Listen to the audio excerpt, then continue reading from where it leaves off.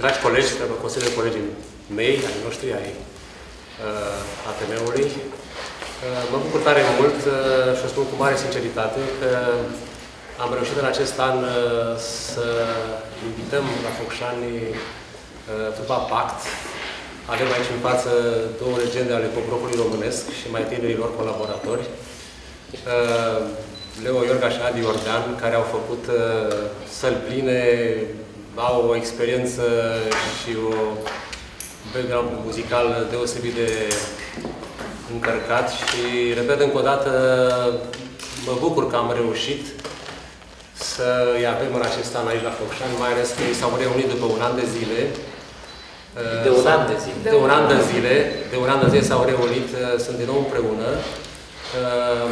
pentru un nou proiect muzical care se cheamă Pact. Probabil că e un joc de, mă rog, e ceva din compact, în pact, bănuiesc.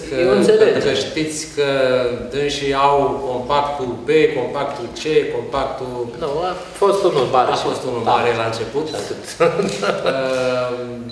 Ce să zic, mai multe lucruri cred că am să-i las pe dânsii să vă spună despre fiecare în parte, despre ce înseamnă pact în acest moment și despre intențiile lor viitoare privind, mă rog, creația pop-rock pe care cu siguranță o au așa în minte, să o aducă din nou în fața publicului spectator, pentru că publicul e cel care, până la urmă, dă măsura unei experiențe muzicale și a unei cariere muzicale.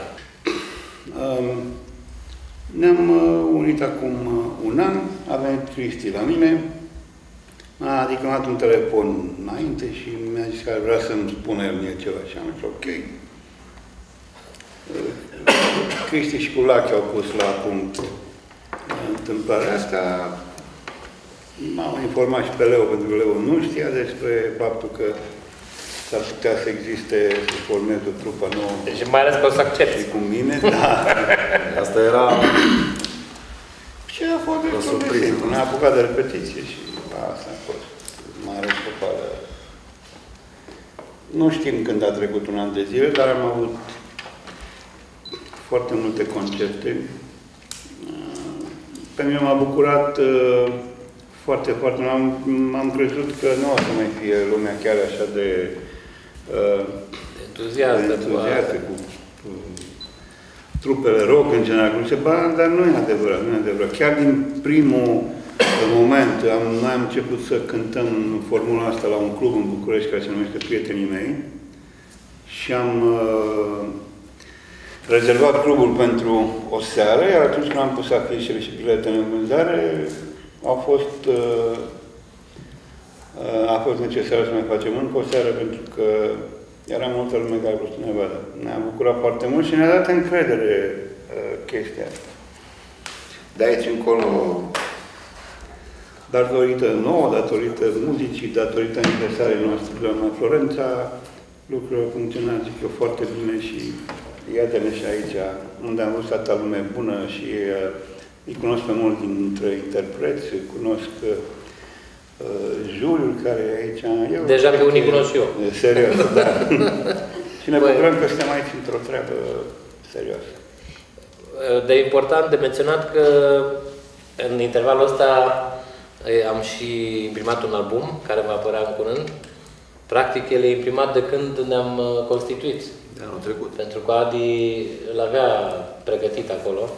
Dinainte să ne dinainte să constituim sub numele ăsta, chiar.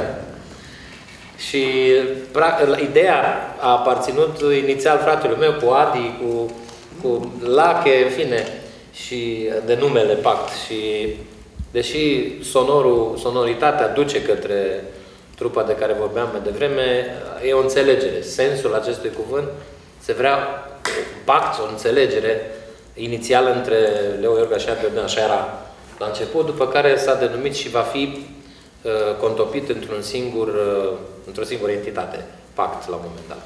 Cum se numește acest nou album și când vă gândiți să-l lansați? Poate puteți să-l lansați chiar la Focșani. Venim și la Focșani. Deci să știi. Aici, așa că... Da, Domnul impresar. da. Albumul se numește numărul 1. Vreau să marchez așa prima apariție a trupei. Deja există piese pentru numărul 2, să sperăm, deși casa de producție Roton a avut așa un mers un pic mai lent, pentru că așa, mă rog, este strategia și a durat un an de zile producția acestui album. Sperăm ca el să ajungă este la valoarea la care trebuie, dar să ajungă la succesul pe care ne-l dorim. Și, bineînțeles, cu ajutorul domnului director, o să facem Orașul Focșani, parte din turneul nostru de lansare, care cred eu că se va desfășura în cursul lunii ianuarie. Lansarea va fi la București cu parte de presă și media și vă invit, dacă o să aveți posibilitatea să veniți, cu cel mai mare drag. Și turneul cred că se va desfășura în ianuarie. Sperăm la o iarnă bună ca să ne putem deplasa. Da. Există două variante de CD. Va fi un CD Gold, colecție Gold și un CD normal, pur și simplu, într-o variantă normală. Cel de colecție va avea o cărticică cu întreaga prezentare, istoria, în primul rând, a celor doi componenți, cum s-a desfășurat activitatea în Compact și cum s-a ajuns de la Compact la Pact. Pentru că partea de 10 ani, de 9 ani, în care Adi și Leo au fost la Compact, practic este perioada de aur a trupei și să sperăm că va ajunge și acum la fel. Cel mai citit ziar din județ, spunem noi. Am auzit, știm de el.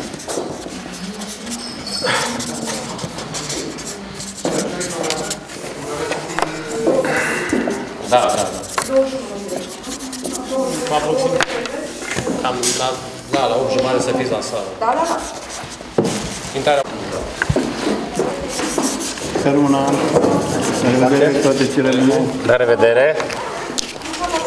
Cristi, da. Cred că este pe ceare.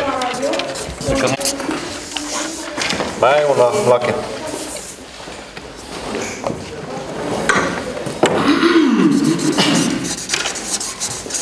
Mergem la scenă acum. Da.